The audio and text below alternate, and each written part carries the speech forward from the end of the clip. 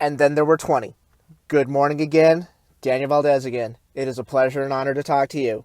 If you're listening to this on Spotify, on any sort of podcast place, or if you're watching on the YouTube channel, youtube.com/Danpodcast, even though it's a still image and there's no video because I'm very, very lazy, thank you for joining me.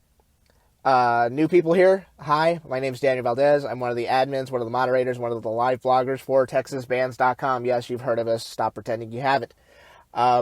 This is the State Nerd-In. This is what we call kind of the preview show. We go over protocols, and we go over the schedule, and we go over where the good concessions are. Don't worry, I did my research.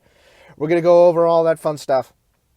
And I'm going to tell you everything you need to know if you're going to be heading to the Alamo Dome or if you're going to be joining us online. I'm going to get to that in just a second. First of all, let me congratulate.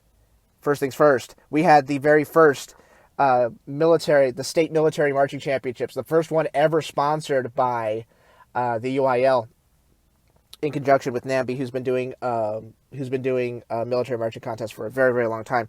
We finally got one sponsored by the UIL, and yesterday out in Longview, they had the military class marching championships.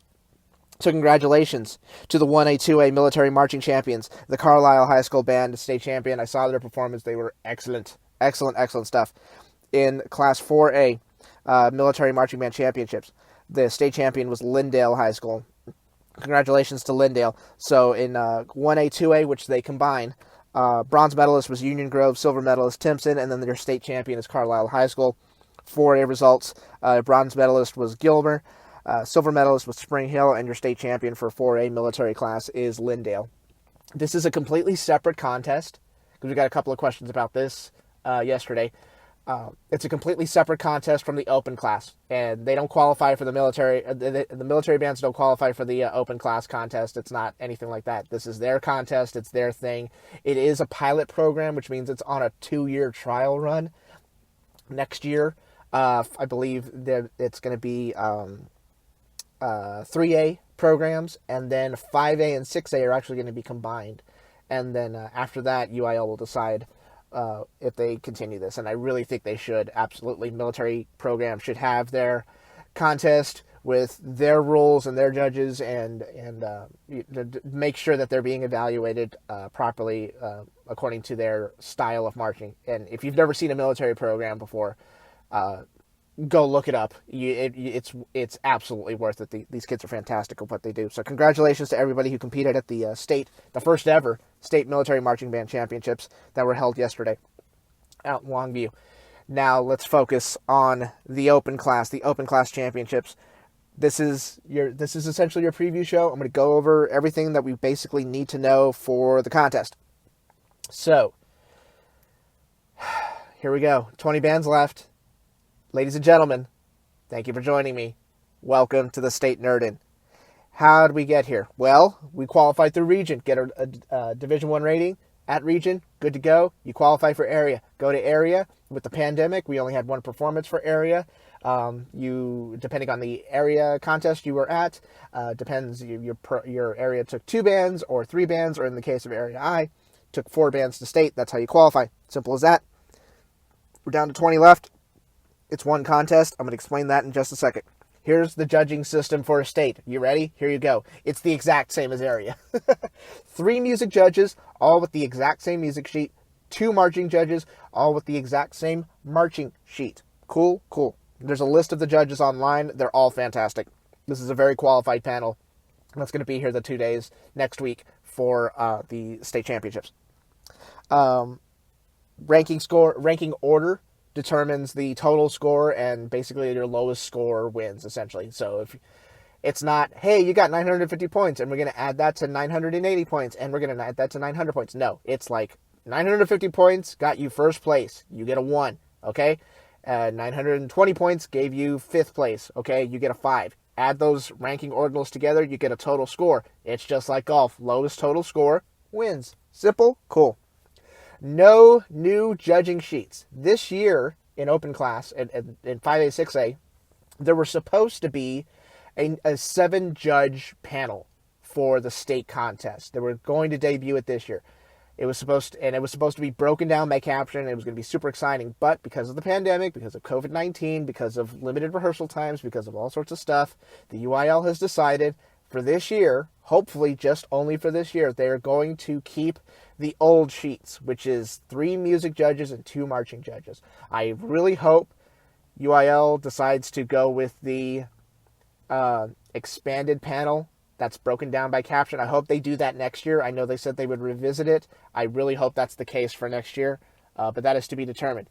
For this coming week, for this state championships, it's the old sheets. 3 music judges, 2 marching judges. I can't stress that enough. It's the same judging system as area. Cool? Cool. Here are your COVID-19 rules. We kind of went over this last week, and if you're new, where the hell have you been? We went over the COVID-19 rules, but just as a quick reminder, you have 6 minutes to get on the field. You have a minimum 4-minute show time. You have 3 minutes to get off the field. I believe, did I have that right? Yeah, I'm pretty sure it's 6 minutes to get off the field. Anyway, 6 minutes. You have essentially you get an extra minute to get you have an extra minute to get on the field. You have 1 less minute as a minimum show requirement. It's usually 5 minutes minimum time, but now 4 minutes for your minimum of 4 minutes for your show because of pandemic and COVID-19 rules. And then you have an extra minute. It's usually 2 minutes to get off the field. Now it's 3 minutes. So it's six minutes to get on the field, between 4 and 8 minute show, and then 3 minutes to get off the field. Cool, cool. State is just like area, which means it's only 1 round. There is no finals. There is no semifinals. There's no finals. There's nothing like that. It is literally 1 performance. Mom spaghetti, opportunity, shot, whatever. Whatever you want to use, fine. But it's 1 contest and 1 contest only. However, UIL will name finalists, even though there's no finals contest, depending on the amount of programs that went. The packet says 7. The director's packet says 7, even though there were 20 bands. But I'm going off what the packet says. It says 7 programs. So, 7 programs, as far as we know, are going to be named finalists. And then your top 3 will be named bronze medalists, silver medalists, and of course your state champion. This applies to the 6A conference. They'll name finalists for 2A conference and 4A conference as well. They'll also give out the trophies and medals and whatnot, and they'll take care of that. No worries. No full band retreats. No full band retreats at all whatsoever. In fact, the director's packet says only 1 student representative is going to be on the field for the drum major retreat. And that's what like I said, that's what the director packet says. And it says it multiple times in the instructions. 1 student representative, so that we're not 20 bands with the amount of drum majors some programs have. We may not be able to properly socially distance those programs on the field, have it all in 1 line, and have it look nice and neat or whatever. So the drum major retreat is going to look very different, but it does say 1 representative per band. Of course, everything's subject to change because we're in a pandemic. Those are your COVID rules. Here are the spectator rules. Okay? Spectator rules. This is what all you parents, all the boosters, everybody, this is, pay attention, please. Hope you've had your coffee this morning. $15 for parking. Parking charges are mandated by the city of San Antonio. I live in San Antonio, so thanks for the money. Don't yell at the UIL people. It's the city of San Antonio that's charging $15. It's usually $20, so you get a $5 discount. Nice. Social distancing guidelines are in effect all throughout the Alamo Dome, whether you're in the line, whether you're in concessions, whatever. You throw the concourse, when you're in the seats especially. We're going to go over that in a second. Social distancing guidelines are in effect. A lot of people are going to be cleaning as you go. They do it at the UTSA games all the time. Wear your mask. You already know to do that. Simple as that. There should really not be that many surprises with the spectator expectations and how to handle yourself in a stadium with the pandemic. But we'll go over it anyway. Pay attention to your ticket for any gate information. Part of the Alamo Dome COVID plan is to have the tickets split up by gates. So if your ticket says, hey, go to gate 5, guess what? Go to gate 5. There's going to be signs all over the place pointing you in the correct direction. The reason they do that is because the lines at the front of the Alamo Dome, in order to get into the venue, can be very cramped, and that ain't happening. That ain't happening at the Alamo Dome this year. So pay if there's any ticket information, if there's any gate information about where to go in order to enter the stadium, please adhere to that. Please adhere to that. There's a reason why this stuff is in place. Cool, cool. According to the Alamo Dome policy, temperature checks are going to be at the gate. So they're going to take, they'll do a little temporal scan. They'll hook you up to the mothership or whatever, and then, whatever. So they'll take your temperature. If it's above a certain degree, Alamo Dome policy says you'll have a private screening. And if it's still above that and exhibiting symptoms of COVID-19, you will not be allowed in the stadium. That's the Alamo Dome rules.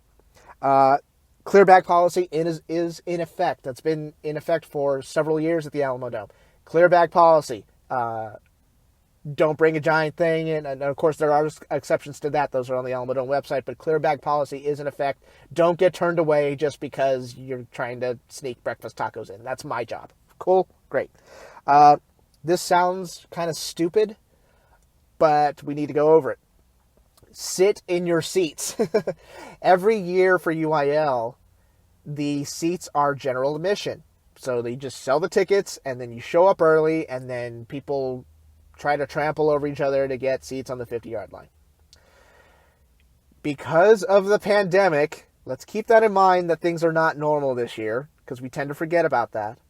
Because of the pandemic, tickets had to be sold in blocks in order to promote social distancing. The plan at the Alamo Dome, which is the same as for UTSA games, is that every other row is blocked off. Aisle seats are blocked off. There's essentially pod seating where there's 2, 3, or 4 seats that you have to purchase at a single time. And those seats are socially distanced between each other because we're in a pandemic. The other seats that people are not sitting in, those are going to be blocked off. I will tell you this, and I've heard this from people that have attended UTSA games. If the ushers and the Alamo Dome staff have no problem telling football fans to put on their mask and don't sit in that seat, if they have no problem telling football fans that, they're not going to have any problem telling a marching band crowd that. So just make sure you follow the rules. Sit in your seats. These are assigned seats. You bought a specific seat. Let's adhere to that. Alamo Dome plan says there's an exit plan in effect. So when it's time to leave, you're essentially dismissed by row or section, but there's going to be signs everywhere saying, hey, you're going to be dismissed by this, instead of everybody clamoring together and then we're all smashed together in the concourse, and then guess what? We've got a super spreader event. We don't want that, so just make sure you follow the rules. Let's get to something very, very important, and I know this is something very, very dear to my heart, and we need to speak about it, and I'm sorry that I can't. I'm having a hard time keeping it together, but I need to talk about the concessions. We need to talk about concessions, folks. It is food time at the Alamo Dome. So this is how concessions are going to work. I've done my research. I've called my people. I've broken into the Alamo Dome and been chased out by security to see what the heck's going on. So this is how concessions work. You're going to find QR codes in the concourse that say, hey, you want food? Scan me. Scan the code. It's going to take you to a website where you can order your food and pay for your food. There are certain concession stands that are going to be open, whether you want a hot dog, whether you want different kind of hot dog or nachos or whatever. It's going to be listed by sections too. It'll say, hey, Alamo Dome favorite, section 142 or whatever. You click on the one you want, you prep your order, you pay for it, and then it's going to tell you to go to the concession line. There'll be pickup windows where you just show them, I believe you just show them your phone or you tell them your name or whatever. They give you the food and you get the heck back to your seat. It's going to be super, super simple, super easy. Okay, so keep that in mind. So yeah, concessions. I've done my research, and it's as far as we know, it's been pretty smooth at the UTSA game. So that's exactly how it's going to work. And of course, that's supposed to alleviate lines and congestion in the concourse area. Cool. Those are the rules. So let's follow them. This should not really be a surprise to anybody. Let me talk about the ticket situation for a second. I know a lot of people are upset because of the ticket situation. This is, like I said, this is not. And by the way, I think 6A tickets are sold out, and I think 4A tickets are sold out too. And this is a very popular event, regardless of whether there's a virus going around killing people. I understand people are upset. I get it. You want to see your kid perform, and you're used to just being able to buy a ticket and sit wherever you want. But with the rules that are in place, with the fact that we're still in a pandemic, I can't stress that enough, seats had to be socially distanced. This is not going to. This was never going to be a situation where people were just going to be able to sit wherever they wanted and clamor on top of each other in the stands. It's just not. That's not going to happen, and it was never going to be the case. I get it. Tickets were at a premium. When they went on sale Monday, they sold out they went out very, very quickly. The really good seats, and yeah, I understand. I understand why people are upset about the lack of tickets, but understand that it's not UIL's place to go to the city of San Antonio and go to the Alamo Dome and Ticketmaster and go, hey, well, it's not even Ticketmaster. It's the city of San Antonio and the Alamo. They're in no position to go, hey, could you all break social distancing protocols? Could we just break all that stuff just this one time? If they're not going to do it at UTSA games, they're not going to do it at UIL games. So I understand that. I know people are really trying to find out if they have tickets or not, if they can get tickets or find them on a resale market. I have a great alternative, though. I know it's not the same as being in the Dome, but if you can't make it to the Dome because you weren't able to get a ticket or you just feel safer being at home, I'm proud to announce that the TexasBands.com live blog will be in effect. And I can't tell you how proud I am of my friends putting together all the information, not just for 6A, but for Conference 2A and 4A as well. This is probably the most research and the most work we've ever done for a live blog. And we put out a lot of information. And a lot of that stuff is not necessarily prepped in advance. That's stuff we just know off the top of our heads because we're giant nerds. But we are going to put on a product that we are extremely proud of. And we are going to put on a product that I think everyone at home is going to really, really enjoy. Most of us are going to be working virtually. I will be there at the Dome. I will have my mask. I will have my hand sanitizer, Tito's vodka. I will have everything that I need in order to be safe and well at the Alamo Dome. I'm ready to go. I'm ready to do this. I know all the tips and tricks to get around the Alamo Dome while avoiding as many people as possible. So don't worry about me. I am going to be okay, and I'm going to be social distancing the heck out of myself. I promise. But this TexasBands.com live vlog is going to be something incredibly special. And if you want to see this, if you want to see the event live as it happens, Box 5 Media is back.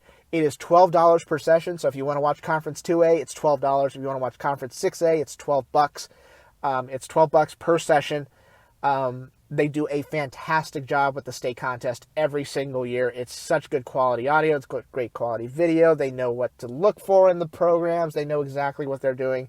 And I'm so glad they're back taking care of the state marching contest again. $12 to watch on Box 5 Media. You have the Texas Bands live blog right alongside it.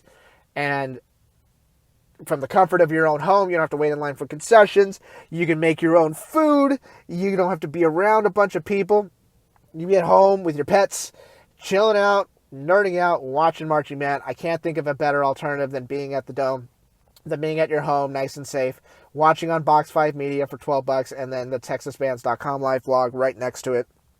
Please join us. Please join us. You're going to be so proud of this. I know I'm pumped, I'm excited, and we're also proud of the product we're going to put on for you this weekend, or this week. And I know, you're like, oh, well, I'm sick of these protocols, talk about the bands. Well, here we go. Let's talk about the bands. We are at the UIL 2A, 4A, and 6A State Marching Contest, December 14th and 15th, 2020, in my hometown, in my house, the Alamo Dome in San Antonio, Texas, the mecca of marching band in the state of Texas. 20 bands will be competing in Conference 6A.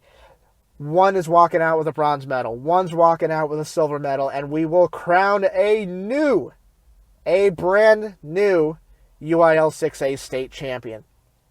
Let's go over the schedule. We are in 17-minute increments on this. Usually it's 15, but because of the extra time we've added to getting on the field and getting off the field and to promote social distancing within the programs themselves and as well as other programs that are getting on and getting off the field with their boosters as well, we're expanding it, so it's going to be in 17-minute intervals. Cool? Cool. Here we go. First band on high noon, 12 o'clock. This is a great thing about this contest. It doesn't start at 5 o'clock in the morning. High noon, 12 p.m. on Tuesday, the 5-time state champion, the Area C champion, Marcus High School coming on. They probably look the most normal out of any program that's going to be here. In terms of how they play and how they look, they really went for it this year. Marcus is no stranger to performing on the big stage and doing very well, especially in the music category. I've seen their show. It's fantastic. They sound really, really good. Everybody wants to make a big deal about, oh my God, we drew early. Well, that's it. I guess we're done. Or, hey, they drew late. I guess they're going to do... Nothing's guaranteed here. You must perform. You're not going to be able to trick the judges here with an early slot time or a late slot time or whatever. You will have to perform. Everything's going to be earned here. The judging panel this year is like super smart, and they're really good at what they do, and they know the UIL system. So they are going to evaluate, and they're going to put the bands as close to the proper ranking as possible. So if you drew an early time, you drew a late time, just perform your show. That's all you have control over. It's not like you can switch times with another program. That would be hilarious if you did. But Marcus High School going on at high noon, 12 o'clock.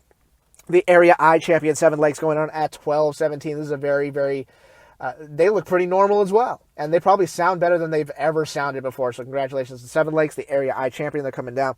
Harlingen at 12:34 p.m. Harlingen's out of Area G, if you haven't figured it out or you haven't, nobody's told you yet. There are 2 programs from Area G, even though they did not have an area contest. There were only 2 programs that signed up for region out of Area G. They both qualified to go to area contest, but because there wasn't an area contest, they are allowed to go to the state contest. So Harlingen is one of those programs. They will be on at 12:34 p.m.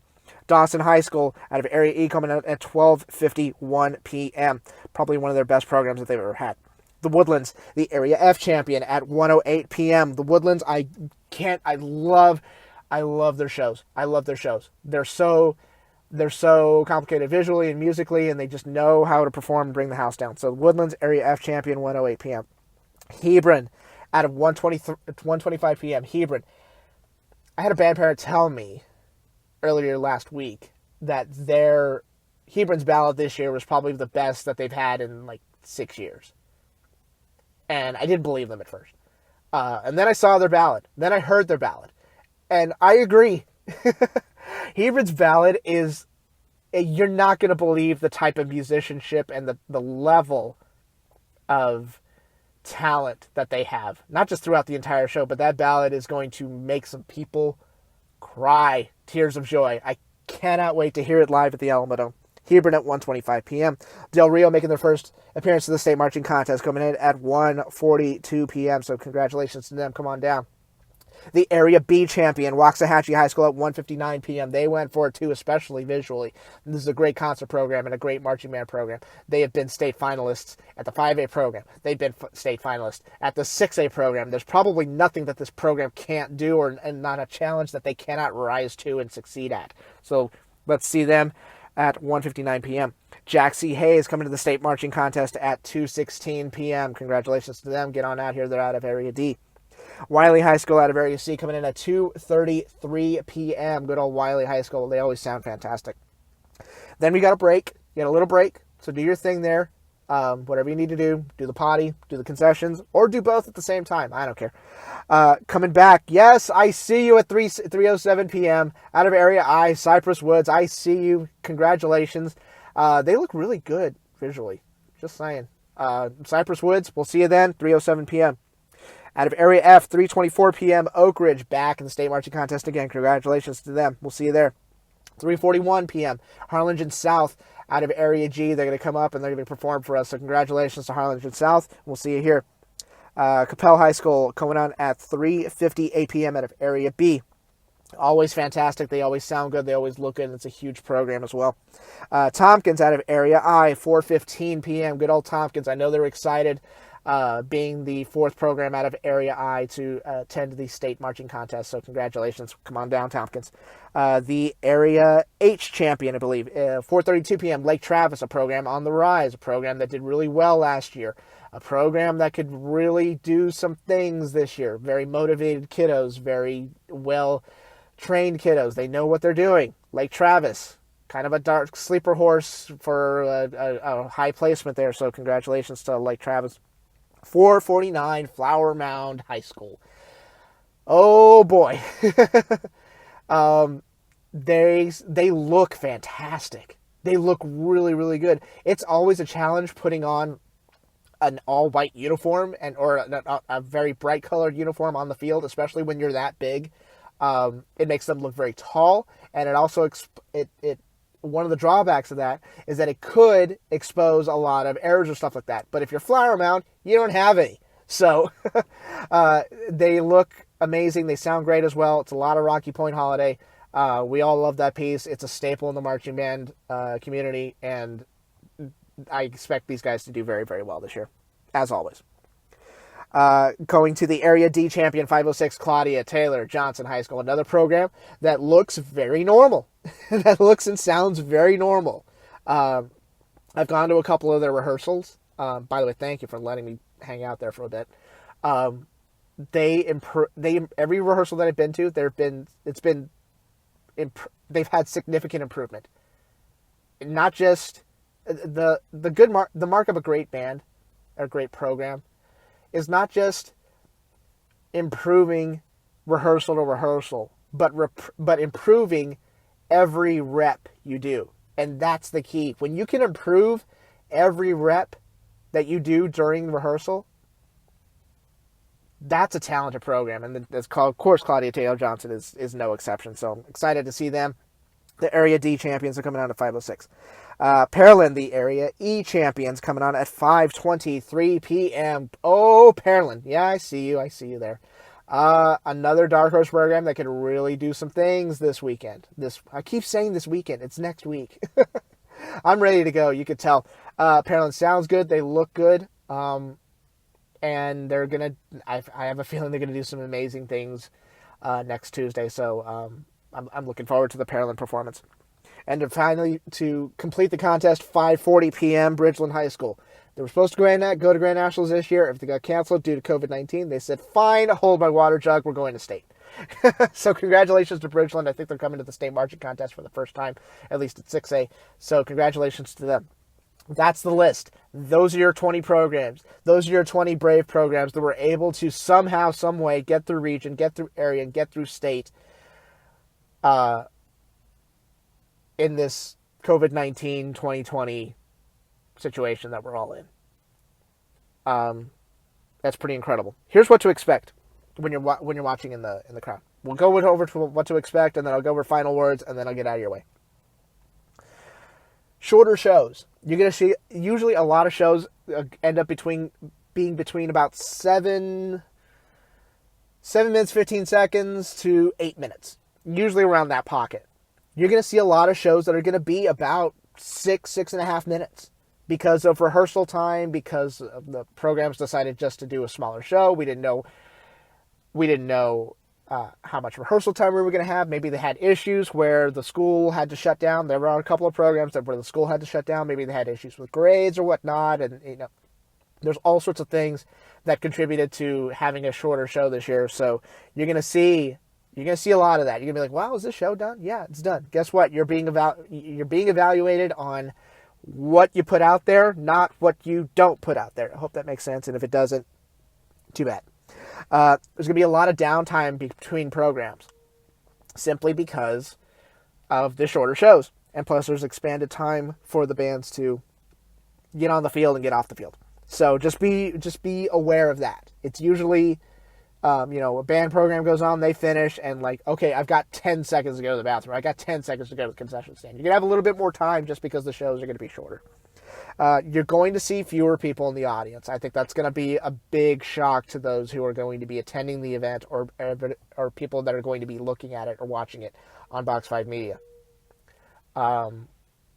Just because of social distancing protocols, there were only so many tickets to go around.